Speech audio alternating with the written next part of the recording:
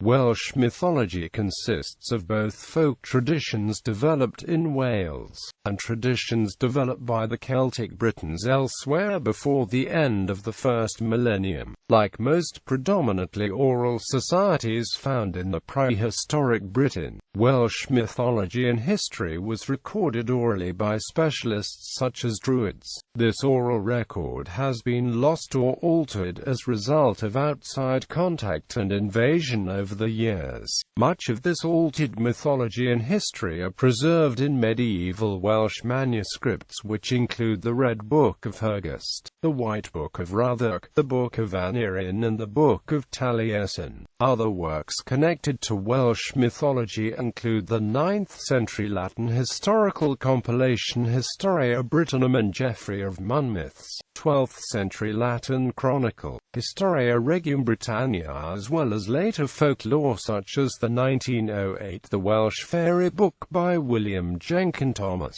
Legends. 4 branches of the Mabinogi. Most mythological stories contained in the Mabinogian collection are collectively titled the 4 branches of the Mabinogi, which concentrate largely on the exploits of various British deities who have been Christianized into kings and heroes. The only character to appear in every branch is Pryd Eri Fab Pwyll, the king of Dyfed, who is born in the first branch, is killed in the fourth, and is probably a reflex of the Celtic god Mabonos. The only other recurring characters are Pryderi's mother Rhiannon, associated with the peaceful British Prince Manawydan, who later becomes her second husband, Manawydan, and his siblings Bran the Blessed, Branwen and Efnisien of the key players of the second branch, while the fourth branch concerns itself with the exploits of the family of Don, which includes the wizard Gwydion, his nephew Lleullawgifs, and his sister Arianrhod.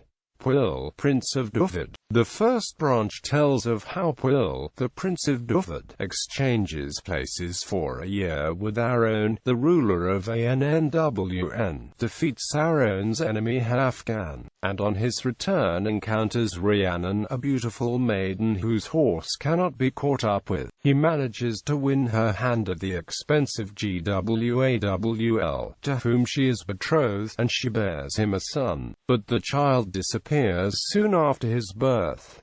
Rhiannon is accused of killing him and forced to carry guests on her back as punishment. The child has been taken by a monster and is rescued by Tennyn and his wife, who bring him up as their own, calling him Gwri the Golden Hair, until his resemblance to Pwyll becomes apparent. They return him to his real parents. Rhiannon is released from her punishment, and a boy is renamed Pryd Eri.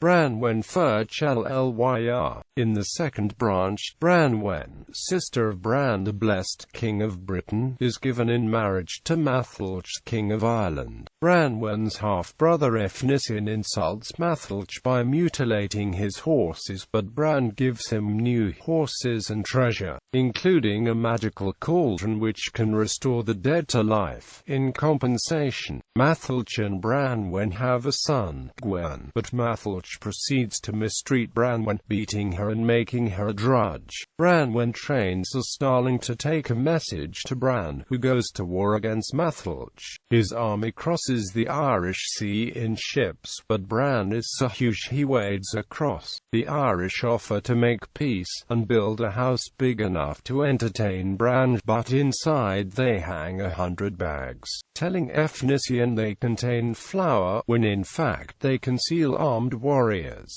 Efnisien kills the warriors by squeezing the bags. Later, at the feast, Efnisien throws Gwen on the fire and fighting breaks out. Seeing that the Irish are using the cauldron to revive the dead, Efnisien hides among the corpses and destroys the cauldron. Although the effort costs him his life, only 7 men, all Britons, survive the battle, including Pryd Eri, Manawydan and Bran, who is mortally wounded by a poisoned spear. Bran asks his companions to cut off his head and take it back to Britain.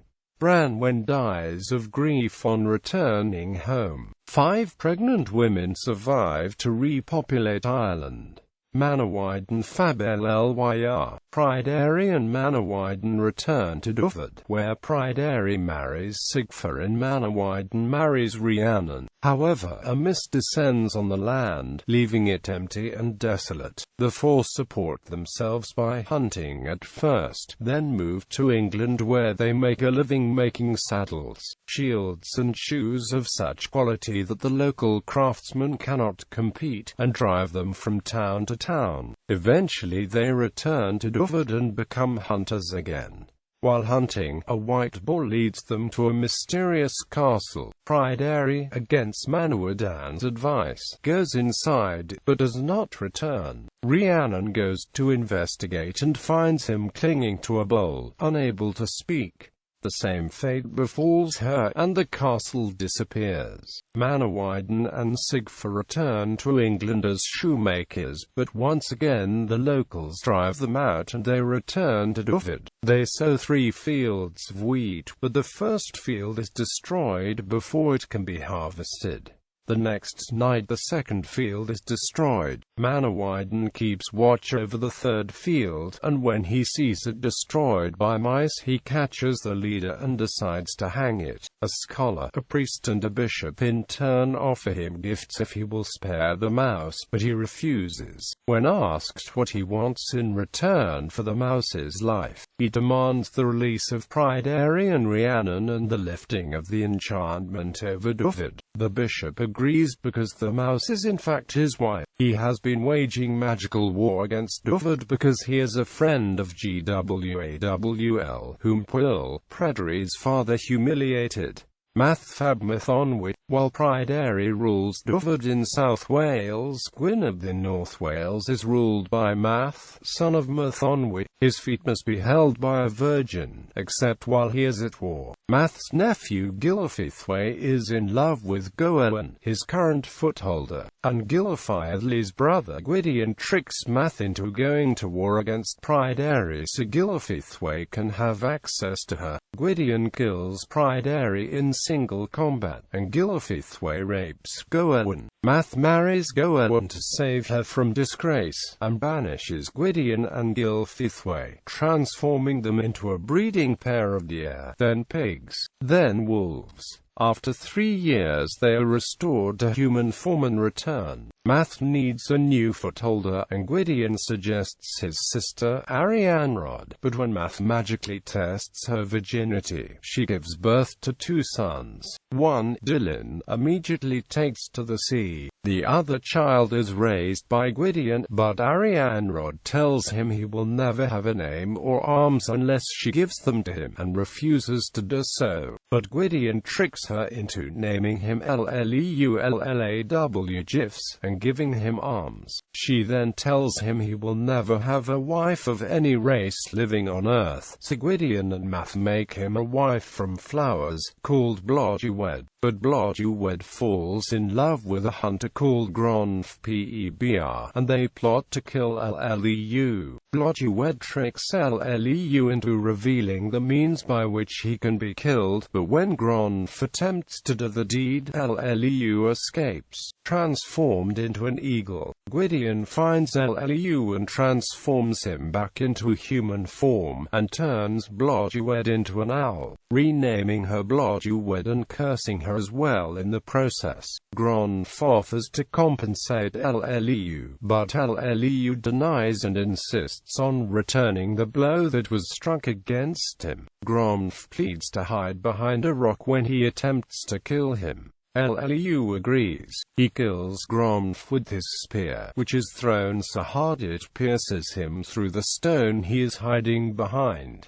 Cadgodu. A large tradition seems to have once surrounded the Battle of the Trees, a mythological conflict fought between the sons of Don and the forces of Annwn, the Welsh otherworld, and seemingly connected to the fourth branch of the Mabinogi. Amaethon, one of the sons of Don, steals a white roebuck and a whelp from Arawn, king of the otherworld, leading to a great battle. Gwydion fights alongside his brother and, assisted by Lleu, enchants the elementary trees and sedges to rise up as warriors against Arawn's forces. The alder leads the attack, while the aspen falls in battle, and heaven and earth tremble before the oak, a valiant doorkeeper against the enemy. The bluebells combine and cause a consternation, but the hero is the holly, tinted with green. A warrior fighting alongside Arawn cannot be vanquished unless his enemies can guess his name. Gwydion guesses the warrior's name, identifying him from the sprigs of alder on his shield, and sings to England's sure-hoofed is my steed impelled by the spur. The high sprigs of alder are on thy shield, native tales. The dream of Maxim Wledig. This account is so different from Geoffrey of Monmouth's account of Maximian in Historia Regum Britanniae that scholars agree the dream cannot be based purely on Geoffrey's version. The dream's account also seems to accord better with details in the triads, so it perhaps reflects an earlier tradition. Maxim Wledig, the Emperor of Rome, dreams one night of a lovely maiden in a wonderful, far-off land. Awakening, he sends his men all over the earth in search of her. With much difficulty they find her in a rich castle in Britain, daughter of a chieftain based at Sigontium, and lead the emperor to her. Everything he finds is exactly as in his dream. The maiden, whose name is Helen or Elin, accepts and loves him. Because Elin is found a virgin, Maxim gives her father sovereignty over the island of Britain and orders 3 castles built for his bride. In Maxim's absence, a new emperor seizes power and warns him not to return. With the help of men from Britain led by Ellen's brother Coninus, Maxim marches across Gaul and Italy and recaptures Rome. In gratitude to his British allies, Maxim rewards them with a portion of Gaul that becomes known as Brittany. Lud and Lepheles. Another mythological story included in the Mabinogion collection is the tale of Lud and Lepheles. Lud is king of Britain, and his brother, Lepheles, is king of France. Lud's kingdom is beset by 3 menaces: the Coroneid, a demonic people who can hear everything, a terrible scream that is heard every Maeve that terrifies the people, and the continual disappearance of the provisions of the king's court. Lud asks Lepheles for help, speaking to him through a brass tube so the Coroneid can't hear. Lepheles creates a potion of crushed insects in water which destroys the Coroneid when sprinkled on them. The scream, he discovers, comes from 2 dragons fighting. He gets the dragons drunk on mead and buries them in Dinas Emrys in what is now North Wales. He then overcomes the wizard who is stealing all of Lud's provisions and makes him serve Lud. Haynes Taliesin. Guest included Haynes Taliesin in her translation of the Mabinogion. Despite the absence of this tale from the White Book of Rutherk and the Red Book of Hurgest, subsequent scholarship has identified the tale as post-medieval. As such, it is left out from most modern editions of the Mabinogion. Still, elements of the tale predate this presentation. This tale is distinct from the Book of Taliesin, which is a collection of poems attributed to Taliesin. According to the story, Taliesin began life as Gwaun Bach, a servant to the enchantress Ceridwen. Ceridwen had a beautiful daughter and a horribly ugly son named Avigddu. Ceridwen determines to help her son by brewing a magic potion, the first 3 drops of which will give him the gift of wisdom and inspiration. The potion has to be cooked for a year and a day, so Ceridwen enlists a blind man named Mord to tend the fire beneath the cauldron. While Gwaun Bach stirs, 3 hot drops spill onto Gwaun's thumb as he stirred, and he instinctively puts his thumb in his mouth, instantly gaining wisdom and knowledge. The first thought that occurs to him is that Ceridwen will kill him, so he runs away. Soon enough, Ceridwen engages Gwaun in a transformation chase in which they turn themselves into various animals: a hare and a greyhound, a fish and an otter, and a bird and a hawk. A Exhausted, Gwaun finally turns himself into a single grain of corn, but Ceridwen becomes a hen and eats him. Ceridwen becomes pregnant, and when she gives birth she throws the child into the ocean in a leather bag. The bag is found by Elfyn, son of Gwydion Garanhir, who sees the boy's beautiful white brow and exclaims, "Diarmid allies," and Taliesin, thus named, begins to recite beautiful poetry.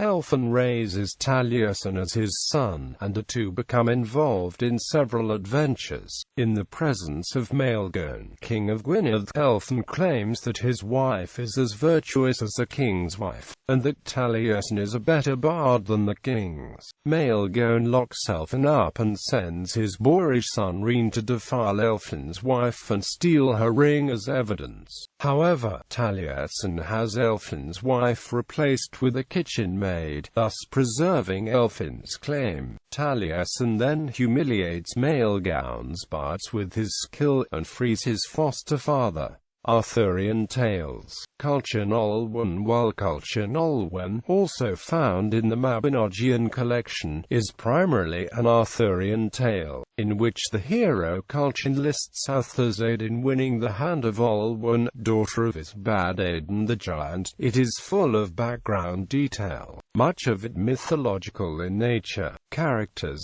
such as Amaethon, the divine ploughman, Mabon ap Modron, the divine son, and the psychopomp Gwyn ap Nudd make appearances, the latter in an endless seasonal battle with Gwythyr ap Gredol for the hand of Creidylad. The conditions placed on Culhwch by his mother are similar to those placed on Llywelyn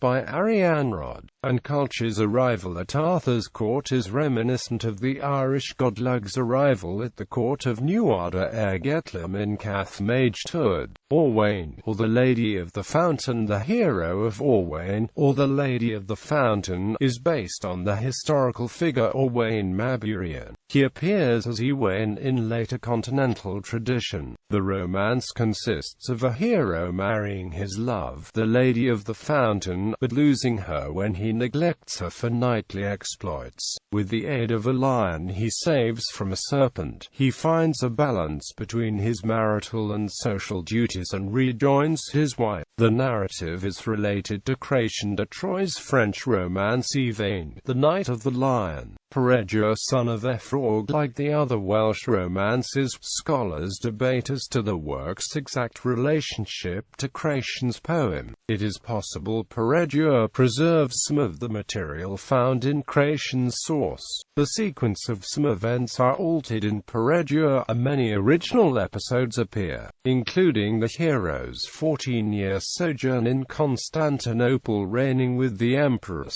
which contains remnants of a sovereignty tale. The Holy Grail is replaced with a severed head on a platter. Despite the differences, however, influence from the French romance cannot be discounted, particularly as its first part hardly matches the second. As in Percival, the hero's father dies when he is young, and his mother takes him into the woods and raises him in isolation. Eventually he meets a group of knights and determines to become like them, so he travels to King Arthur's court. There he is ridiculed by Kay and sets out on further adventures, promising to avenge Cei's insults to himself and those who defended him. While traveling he meets two of his uncles. The first plays the role of Percival's Gauniment and educates him in arms and warns him not to ask the significance of what he sees. The second replaces Crachen's Fisher King, but instead of showing Peredur the Holy Grail he reveals a salver containing a man's severed head. The young knight does not ask about this and proceeds to further adventure, including a stay with the 9 witches of Gloucester and the encounter with the woman who was to be his true love, Angharad Golden Hand. Peredur returns to Arthur's court, but soon embarks on another series of adventures that do not correspond to material in Percival. Eventually the hero learns the severed head at his uncle's court belonged to his cousin, who had been killed by the 9 witches of Gloucester. Peredur avenges his family, and is celebrated as a hero. The narrative corresponds to Chrétien's romance Perceval, the story of the Grail. Geraint, son of Erbin. The romance concerns the love of Geraint, one of King Arthur's men, and a beautiful Enid. The couple marry and settle down together, but rumors spread that Geraint has gone soft. Upset about this, Enid cries to herself that she is not a true wife for keeping her husband from his chivalric duties. But Geraint misunderstands her comment to mean she has been unfaithful to him. He makes her join him on a long and dangerous trip and commands her not to speak to him. Enid disregards this command several times to warn her husband of danger. Several adventures follow that prove Enid's love in Geraint's fighting ability. The couple is happily reconciled in the end, and Geraint inherits his father's kingdom. The narrative corresponds to Chrétien's Erec and Eneid, in which the hero is Erec. Annwfn. The Spoils of Annwfn is a cryptic early medieval poem of 60 lines found in the Book of Taliesin. The text recounts an expedition to the Otherworld, led by King Arthur, to retrieve a magical cauldron. The speaker relates how he journeyed with Arthur and 3 boatloads of men into Annwfn, but only 7 returned. Annwfn is apparently referred to by several names, including Mount Fortress, Four-Peaked Fortress, and Glass Fortress, though it is possible the poet intended these to be distinct places. Within the Mount Fort's walls, Gwyret, one of the 3 exalted prisoners of Britain, known from the Welsh triads, is imprisoned in chains. The narrator then describes the cauldron of the chief of Annwfn. It is finished with pearl and will not boil a coward's food. Whatever tragedy ultimately killed all but 7 of them is not clearly explained. The poem continues with an excoriation of little men, and monks, who lack in various forms of knowledge possessed by the poet.